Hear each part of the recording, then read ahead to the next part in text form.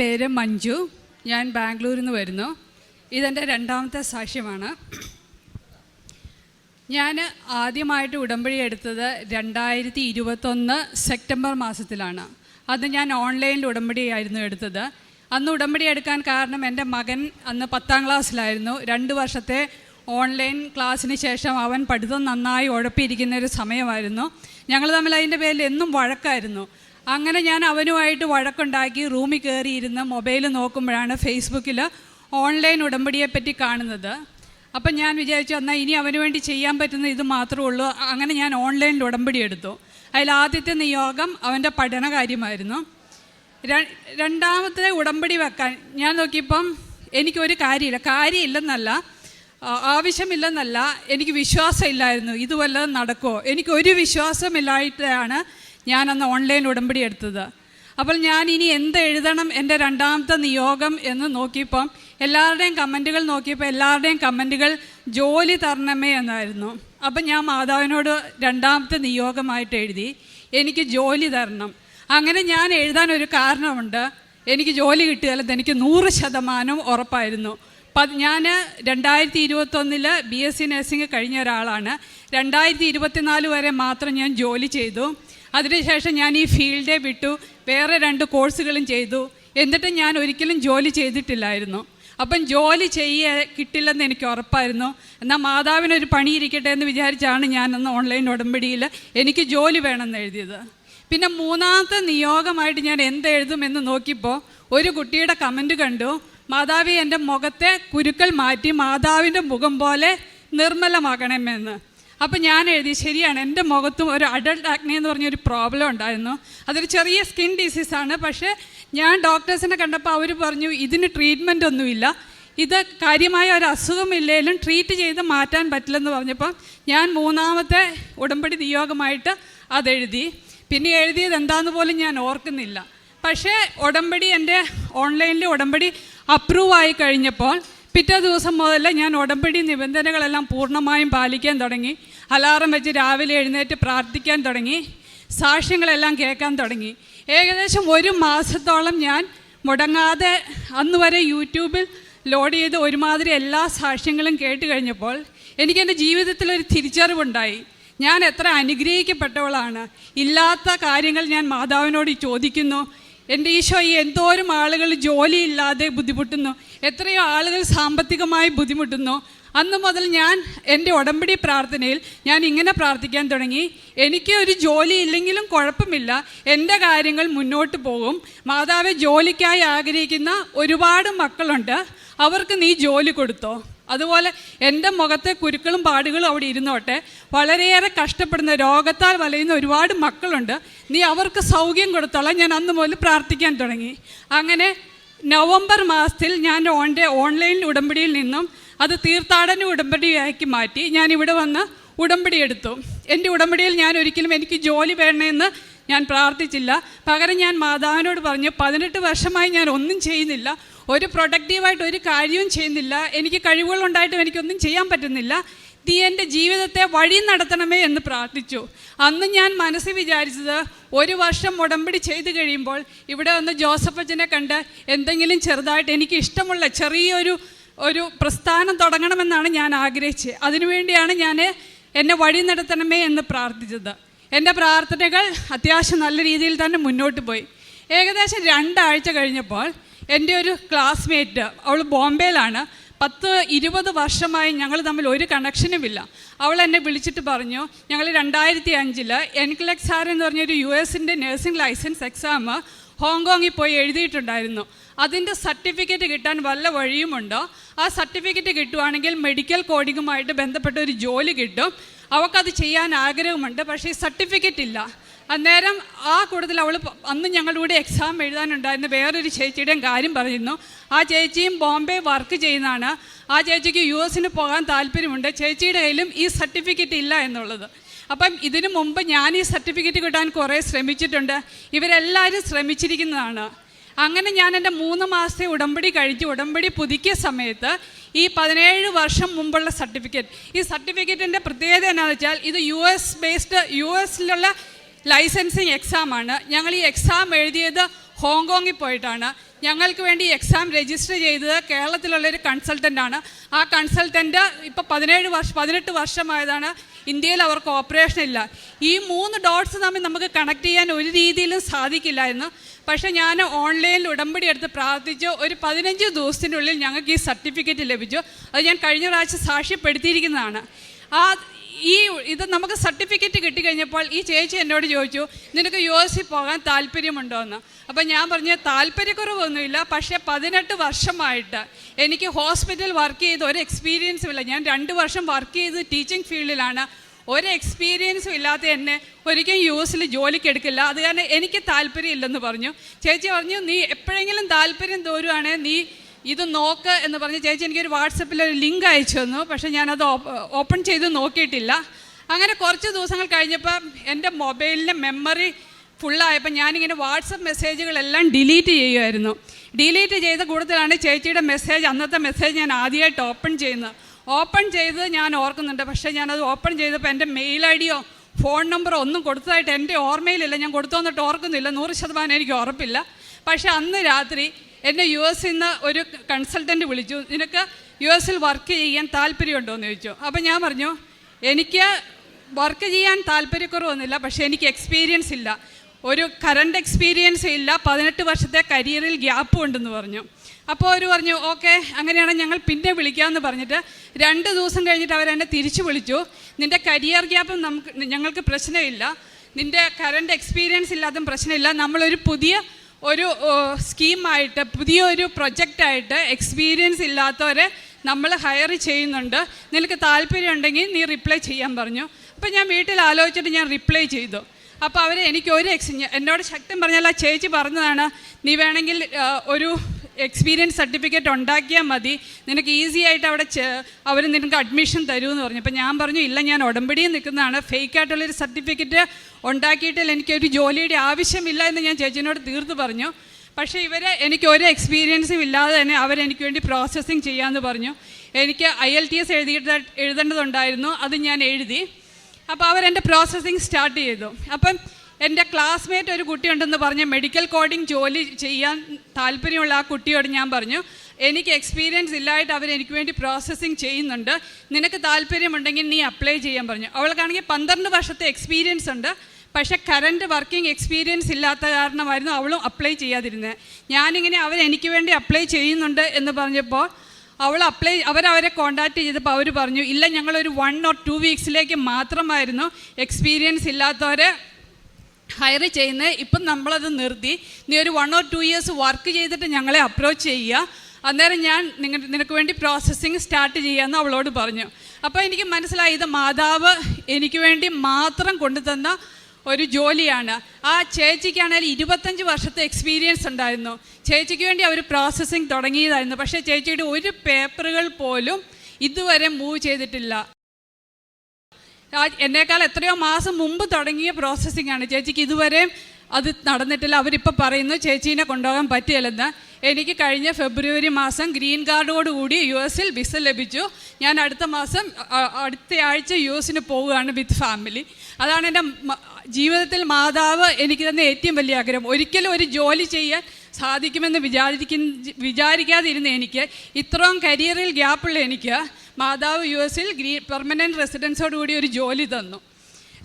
അതായിട്ട് ഞാനന്ന് ഉടമ്പടിയിൽ വെച്ചിട്ട് മാറ്റിക്കളഞ്ഞ ഒരു കാര്യമാണ് എൻ്റെ മുഖത്തെ അഡൽട്ട് ആക്നെ എന്ന പ്രോബ്ലം. പക്ഷേ ഞാനത് ഉടമ്പടി എടുത്തപ്പോൾ ഞാൻ ഉടമ്പടിയിൽ വെച്ചിട്ടില്ലെങ്കിലും ഞാൻ എല്ലാ ദിവസവും തൈലം തേച്ച് പ്രാർത്ഥിച്ച് കഴിയുമ്പം കയ്യിൽ വാക്കി വരുന്ന തൈലം എൻ്റെ ജോ ലൈനിൽ ഇങ്ങനെ അപ്ലൈ ചെയ്യുമായിരുന്നു.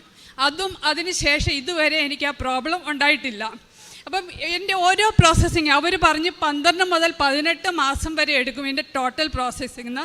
പക്ഷേ എനിക്ക് 6.5 മാസം കൊണ്ട് എൻ്റെ മുഴുവൻ പ്രോസസ്സിങ്ങും കഴിഞ്ഞ ഫെബ്രുവരി 15-ാം തീയതി ആയിരുന്നു എൻ്റെ ഇൻ്റർവ്യൂ. അതിനിടയ്ക്ക് ഒരുപാട് പ്രശ്നങ്ങൾ വരും. ഓരോ പ്രശ്നങ്ങളുടെ ഇടയ്ക്കും മാതാവ് നമ്മളെ കൈ പിടിച്ച് നടത്തുന്ന ആ ഒരു ഫീൽ എനിക്ക് പലപ്പോഴും അനുഭവപ്പെട്ടിട്ടുണ്ട്. എൻ്റെ ഈ US വേണ്ടി നമ്മൾ പ്രോസസ്സ് ചെയ്യുമ്പോൾ ഒത്തിരി വർക്കുകളുണ്ട്. ഓരോ പേപ്പർ വർക്കുകളും എൻ്റെ നടന്നിരിക്കുന്ന ബുധനാഴ്ചയാണ്. ഒരിക്കലും ഞാൻ ആദ്യ കാലങ്ങളിൽ അത് നോട്ട് ചെയ്തിട്ടില്ലായിരുന്നു. പക്ഷേ ഇവിടെ ഓരോരുത്തരുടെ സാക്ഷ്യങ്ങൾ പറയുന്നുണ്ടായിരുന്നു ചൊവ്വാഴ്ച ദിവസങ്ങളിൽ അവരുടെ ഇൻ്റർവ്യൂ നടന്നു, അല്ലെങ്കിൽ ചൊവ്വാഴ്ച ദിവസങ്ങളിൽ അവരുടെ വിസയുടെ പേപ്പർ വന്നു എന്ന്. ഞാൻ അങ്ങനെ നോട്ട് ചെയ്തപ്പോഴാണ് ഞാനത് ശ്രദ്ധിച്ചത് തന്നെ. എൻ്റെ എല്ലാ പേപ്പർ വർക്കുകളും നടന്നിട്ടുള്ള ബുധനാഴ്ച ദിവസങ്ങളിലായിരുന്നു. പിന്നെ നമുക്ക് വിസ കിട്ടിക്കഴിഞ്ഞിട്ടുള്ള എൻ്റെ ഏറ്റവും വലിയ പ്രശ്നം എന്ന് പറഞ്ഞാൽ എൻ്റെ ഹസ്ബൻഡിൻ്റെ ജോബായിരുന്നു. ഹസ്ബൻഡ് ഇവിടെ നല്ല രീതിയിൽ നല്ലൊരു കമ്പനിയിൽ ജോലി ചെയ്യുന്ന ഒരാളായിരുന്നു. അപ്പോൾ പുള്ളിയുടെ ഒരു ജോലി റിസൈൻ ചെയ്തിട്ട് നമ്മൾ US പോകുന്ന അത്ര നല്ല കാര്യമാണോ എന്ന് നമുക്ക് എപ്പോഴും ഡൗട്ടുണ്ടായിരുന്നു. എന്താണെന്ന് വെച്ചാൽ ആ ഒരു പ്രൊഫൈലിൽ അവിടെ പുള്ളിക്ക് ജോലി കിട്ടണമെങ്കിൽ അവിടെ വീണ്ടും പഠിക്കണം എന്നുള്ളതായിരുന്നു. അപ്പം ഞാൻ ലാസ്റ്റ് ടൈം ഇവിടെ വന്ന് ഉടമ്പടി പുതുക്കിയപ്പം എൻ്റെ ഹസ്ബൻഡ് ഒന്നെങ്കിൽ പഠിക്കാൻ അല്ലെങ്കിൽ US ഒരു ജോലി കിട്ടണമെന്ന് ഞാൻ പറഞ്ഞിരുന്നു. അപ്പം ഞാൻ അതിനുവേണ്ടി പ്രാർത്ഥിക്കുന്നുണ്ടായിരുന്നു. അപ്പോൾ ഹസ്ബൻഡ് വർക്ക് ചെയ്ത കമ്പനിയിൽ നിന്ന് റിസൈൻ ചെയ്തു. റിസിഗ്നേഷൻ ഇട്ട് കഴിഞ്ഞ് 3 മാസത്തെ നോട്ടീസ് പീരീഡ് ഉണ്ടായിരുന്നു. അപ്പോൾ 2 മാസം കഴിഞ്ഞപ്പോൾ കമ്പനിയുടെ MD പറഞ്ഞു, നീ എന്തിനാണ് റിസൈൻ ചെയ്യുന്നത്, നിനക്ക് US നിന്ന് സെയിം ജോലി കണ്ടിന്യൂ ചെയ്യാമെന്ന് പറഞ്ഞു. പുള്ളി ഒരു IT ഫീൽഡിൽ വർക്ക് ചെയ്യുന്ന ഒരാളല്ല. IT ഫീൽഡിൽ ഇരിക്കുന്ന ഒരാൾ റിമോട്ടായിട്ട് ജോലി ചെയ്യുന്ന നമുക്ക് മനസ്സിലാക്കാം. പുള്ളി ഹാർഡ് കോർ സെയിൽസിൽ വർക്ക് ചെയ്യുന്ന ഒരാളാണ്. പുള്ളിക്ക് ഒരുപാട് ക്ലയൻസിനെ മീറ്റ് ചെയ്യാണ്ട് ഒരുപാട് ട്രാവൽ ചെയ്യേണ്ട ഒരാളാണ്. എന്നിട്ടും കമ്പനി പറഞ്ഞു US നിന്ന് നിനക്ക് വേണ്ട അത്രയും കാലം അവിടെ ഇരുന്ന് ജോലി ചെയ്തോളാൻ പറഞ്ഞു. അതും എൻ്റെ ഉടമ്പടിയിൽ വെച്ച ഒരു നിയോഗമായിരുന്നു. മൂന്നാമതായിട്ട് ഞാനൊരു 20-22 വർഷം മുമ്പ് ഡ്രൈവിംഗ് ലൈസൻസ് എടുത്തിട്ടുണ്ട്. അന്ന് മുതൽ ഇന്ന് പോലെ ഞാൻ വണ്ടി ഓടിച്ചിട്ട് എനിക്ക് വണ്ടി ഓടിച്ച് ഓപ്പോസിറ്റ് വണ്ടി വരുമ്പോൾ എനിക്ക് പേടിയാണ്. പിന്നെ ഞാൻ ആ ഡ്രൈവ് ചെയ്യാറില്ല. ഒരു 10 വർഷം കൂടുമ്പോൾ ഞാനത് റിന്യൂ ചെയ്യും. പക്ഷേ ഇപ്രാവശ്യം കഴിഞ്ഞ പ്രാവശ്യം ഉടമ്പടിയിൽ എനിക്ക് ഡ്രൈവിംഗ് പഠിച്ചേ മതിയാകൂ എന്ന് പറഞ്ഞ് ഞാൻ കാശുരൂപം വെച്ച് എല്ലാ ദിവസവും ഡ്രൈവ് ചെയ്യാൻ തുടങ്ങി. ഇപ്പോൾ അത്യാവശ്യം നല്ല രീതിയിൽ ഡ്രൈവ് ചെയ്യാൻ എന്നെക്കൊണ്ട് സാധിക്കുന്നുണ്ട്. അതിനിടയ്ക്ക് ചെറുതും വലുതുമായ ഒരുപാട് അനുഗ്രഹങ്ങൾ മാതാവ് തന്നിട്ടുണ്ട്. എന്താ വെച്ചാൽ നമ്മൾക്ക് വിസ കിട്ടിക്കഴിഞ്ഞിട്ടും പിള്ളേർക്ക് US നമ്മൾ ആഗ്രഹിക്കുന്ന ഒരു സ്കൂളിൽ അഡ്മിഷൻ എടുക്കണമെന്നുണ്ടായിരുന്നു. അവിടെ എന്ന് വെച്ചാൽ നമ്മൾ താമസിക്കുന്ന സ്ഥലത്തിന് മാത്രമുള്ള ആ ഒരു ഏരിയയിലെ സ്കൂളിൽ നമ്മൾ അഡ്മിഷൻ എടുക്കാൻ പാടുള്ളൂ. വേറെ ഏരിയയിൽ പോയി നമുക്ക് അഡ്മിഷൻ എടുക്കാൻ പാടില്ല. അപ്പം നമ്മൾ സ്കൂൾ നോക്കുമ്പം എൻ്റെ വർക്ക് പ്ലേസ് ദൂരെയാണ്, അല്ലെങ്കിൽ നമുക്ക് കിട്ടുന്ന താമസ സ്ഥലം വേറെയാണ്. അങ്ങനെ ഇരുന്ന് ഒരു മാസം നമ്മൾ ഈ സ്കൂളും നമ്മുടെ അക്കോമഡേഷനും എന്ത് ചെയ്യണമെന്ന് വിചാരിക്കാതിരുന്ന ഒരു ദിവസം രാവിലെ, അതൊരു ബുധനാഴ്ച രാവിലെ ഞാൻ എഴുന്നേറ്റ് മെയിൽ നോക്കുമ്പോൾ അവർ പറഞ്ഞു അവരെൻ്റെ വർക്ക് പ്ലേസ് ചേഞ്ച് ചെയ്തു. പുതിയ വർക്ക് പ്ലേസിൽ ജസ്റ്റ് 1 മൈൽ ഡിസ്റ്റൻസ് ഉള്ളൂ സ്കൂളുമായിട്ടും ഞങ്ങൾ എടുത്തിരിക്കുന്ന അപ്പാർട്ട്മെൻറ്റുമായിട്ടും. ഇതെല്ലാം മാതാവ് അതുപോലെ തന്നെ ഞങ്ങൾക്ക് വിസ കിട്ടിക്കഴിഞ്ഞ് 2 മണിക്കൂറിനുള്ളിൽ ഞങ്ങളുടെ ഫ്ലാറ്റ് വിൽക്കാൻ സാധിച്ചു. അതുപോലെ നമ്മുടെ വണ്ടി വിൽക്കാനായിട്ട് ആരും മേടിക്കാത്തൊരു വണ്ടിയായിരുന്നു നമ്മുടെ. അപ്പോൾ അത് സെയിലാകുന്നേ ഇല്ലായിരുന്നു. അപ്പോൾ ആ ഒരു പ്രത്യേക വണ്ടി എന്നോട് താല്പര്യമുള്ളവർ മാത്രമേ ആ വണ്ടി വന്ന് എടുക്കത്തുള്ളായിരുന്നു. അപ്പോൾ കഴിഞ്ഞ ആഴ്ചയും അതും സെയിലായി. അപ്പോൾ എല്ലാ കാര്യങ്ങളും ഞാൻ ഒത്തിരി ഒന്നും പ്രാർത്ഥിക്കുന്ന ഒരാളല്ല, എങ്കിൽ കൂടി ഈ ഒരു കാര്യം ഞാൻ മാതാവിനോട് ചോദിച്ച് അല്ലെങ്കിൽ ആഗ്രഹിച്ച ഒരു കാര്യം തുടക്കം മുതൽ ഈ നിമിഷം വരെ മാതാവ് കൈ പിടിച്ചെല്ലാം നടത്തി തന്നു. ഇപ്പോഴും എന്നോട് ചോദിക്കുന്നു, ഇത്ര വർഷം വർക്ക് ചെയ്യാതിരുന്നിട്ട് നിനക്ക് അവിടെ പോയി വർക്ക് ചെയ്യാൻ പേടിയില്ലെന്ന്. സത്യത്തിൽ എനിക്ക് പേടിയില്ല. എന്നാ വെച്ചാൽ ഇത്രയും കാലം എന്നെ പരിപാലിച്ച് എൻ്റെ നന്മയ്ക്ക് വേണ്ടി മാതാവ് ഇത്രയും ചെയ്തിട്ടുണ്ടെങ്കിൽ തീർച്ചയായിട്ടും അവിടെ പോയി എനിക്ക് സർവൈവ് ചെയ്യാൻ പറ്റുമെന്നുള്ള പൂർണ്ണമായ വിശ്വാസം എനിക്കുണ്ട്. ഇത്രയും അനുഗ്രഹങ്ങളിൽ നിന്ന മാതാവിനും തിരുക്കുമാനും 1000 നന്ദി പറയാം. ബാംഗ്ലൂരിൽ നിന്ന് വന്ന മഞ്ജു ബാസ്റ്റൻ പറഞ്ഞ സാക്ഷ്യമാണ് നമ്മളിപ്പോൾ കേട്ടുകൊണ്ടിരുന്നത്. 18 വർഷം ഗ്യാപ്പുണ്ടായിട്ട്, അതായത് 18 വർഷമായി കറണ്ട് എക്സ്പീരിയൻസ് ഇല്ലാത്ത ഈ മകൾക്ക് USA ജോലി കിട്ടിയതിനെ കുറിച്ചുള്ളതാണ് ആദ്യത്തെ സാക്ഷ്യം പറഞ്ഞത്. അതിൽ ശ്രദ്ധേയമായിട്ടുള്ള ഒരു കാര്യമെന്ന് പറയുന്നത് 25 വർഷം പഴക്കമുള്ള എക്സ്പീരിയൻസ് ഉള്ള എല്ലാ ഇതുള്ള ഇവരുടെ കൂടെ വന്നിരുന്നവരെ എടുത്തില്ല. അതുപോലെ തന്നെ ഇവരുടെ ഒരു ഫ്രണ്ട് തന്നെ 12 വർഷം അതിന് എക്സ്പീരിയൻസ് ഉണ്ട്. അതുപോലെ തന്നെ ഇങ്ങനെയുള്ള ആ സഹോദരിയെയും എടുത്തില്ല. കാരണം പറയുന്നത് അവർക്ക് ഈ 12 വർഷം പഴക്കമുള്ളതിന് കറണ്ട് എക്സ്പീരിയൻസ് ഇല്ലെന്നുള്ളതാണ് പറയുന്നത്. പക്ഷേ ഇത്തരണത്തിലാണ് ഈ സഹോദരി ഇവിടെ വന്ന് അവിടെ ആദ്യമേ ഏതായിരുന്നു, ഓൺലൈനിലായിരുന്നു, അതാ ഉടമ്പടി എടുക്കുകയാണോ ചെയ്തത്? ആദ്യം ഓൺലൈൻ ഉടമ്പടി എടുത്ത് എന്നിട്ട് പ്രാർത്ഥിച്ചു കഴിഞ്ഞിട്ട് പിന്നെ അതിനുശേഷം പിന്നെ ഉടമ്പടി എടുക്കുന്നത് എപ്പോഴാണ്? ആദ്യം ഓൺലൈൻ ഉടമ്പടി എടുത്തത് 2021 സെപ്റ്റംബറിൽ, തീർത്ഥാടന ഉടമ്പടി എടുത്തത് 2021 നവംബറിൽ. അതിനുശേഷം ഈ സഹോദരി എന്ന് പറയുന്നത് അമ്മ മാതാവിനോട് മുട്ടിപ്പായി പ്രാർത്ഥിക്കുകയാണ്. അത് ഇവർക്ക് ഒരു ജീവിത സാഹചര്യം ക്രമീകരിച്ച് തരണം എന്ന് പറഞ്ഞാൽ, ഇവർക്കൊരു ജോലി പുറത്തേക്ക് നേടുക അല്ലെങ്കിൽ പ്രാർത്ഥിക്കുക എന്ന് പറഞ്ഞാൽ തന്നെ അത് കിട്ടില്ലെന്നറിയാം. എന്നോട് ചിരിച്ചുകൊണ്ട് ഇത് എഴുതിക്കൊണ്ടിരുന്നപ്പോൾ പറഞ്ഞത് ഒരു വാക്കെന്ന് പറഞ്ഞാൽ, ഞാൻ ശരിക്കും അമ്മ മാതാവിനെ ഒന്ന് പരീക്ഷിക്കായിരുന്നു എന്ന് പറഞ്ഞാൽ 18 വർഷം ഗ്യാപ്പുള്ള എനിക്കൊരു ജോലി കിട്ടില്ല, കറണ്ട് എക്സ്പീരിയൻസ് ഇല്ലാത്ത എനിക്കൊരു ജോലി വിദേശത്ത് കിട്ടില്ല. പിന്നെ എങ്കിലും ഞാൻ അമ്മ മാതാവിനോട് ചോദിക്കുകയായിരുന്നു, എനിക്ക് ഉടമ്പടിയിൽ വെച്ച് ചോദിക്കുകയായിരുന്നു, എനിക്ക് എൻ്റെ ജീവിതം സാഹചര്യം ഒന്ന് ക്രമീകരിച്ച് തരണമെന്ന്. അത്തരണത്തിൽ അപ്പോഴാണ് ഈ സഹോദരിക്ക് വേണ്ടി ഉടമ്പടിയിൽ പ്രാർത്ഥിച്ചു കഴിഞ്ഞപ്പോൾ അവിടുത്തെ നിയമം തന്നെ മാറ്റിക്കൊണ്ട് 2 ആഴ്ചത്തേക്ക് ആ ഒരു കമ്പനി അത് കറണ്ട് എക്സ്പീരിയൻസ് ഇല്ലാത്തവർക്ക് മാത്രം റിക്രൂട്ട് ചെയ്തുകൊണ്ട് ഒരു ഓർഡർ ഇറക്കി. ആ കൂട്ടത്തിൽ ഈ സഹോദരിയെ അവരിങ്ങോട്ട് വിളിച്ച് ചോദിക്കുകയായിരുന്നു, നിങ്ങൾക്ക് ഇതിൽ വന്ന് പ്രവർത്തിക്കാൻ താല്പര്യമുണ്ടോ എന്ന്, ഇവിടെ വന്ന് ജോയിൻ ചെയ്യാൻ താല്പര്യമുണ്ടോ എന്ന്. അപ്പോഴാണ് ഇവരിത് അയക്കുന്നു. ഇവർക്ക് അത് കറണ്ട് എക്സ്പീരിയൻസ് ഇല്ല, 18 വർഷത്തെ ഗ്യാപ്പുണ്ട്. ഇതൊന്നുമില്ലാതെ തന്നെ അമ്മ മാതാവ് സമയച്ചുരുക്കമായിട്ട് ഈ മകൾക്കത് നടത്തി കൊടുക്കുകയാണ് ചെയ്യുന്നത്. ഇതേപോലെ തന്നെ മറ്റൊരു കാര്യം എന്ന് പറഞ്ഞാൽ ഇവരുടെ ഭർത്താവിൻ്റെ കാര്യം എന്ന് പറയുന്നത്, അദ്ദേഹം ഇവിടെ ഓൾ ഇന്ത്യ ബേസിൽ ഉള്ള ഒരു IT കമ്പനിയിൽ ബിസിനസ്സിൻ്റെ ആ ഒരു ജോലിയിലാണ് ഏർപ്പെട്ടിരിക്കുന്നത്.